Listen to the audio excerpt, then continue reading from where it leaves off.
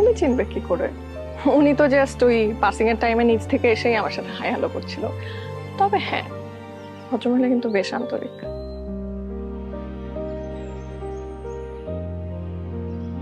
নুপুর, হুম।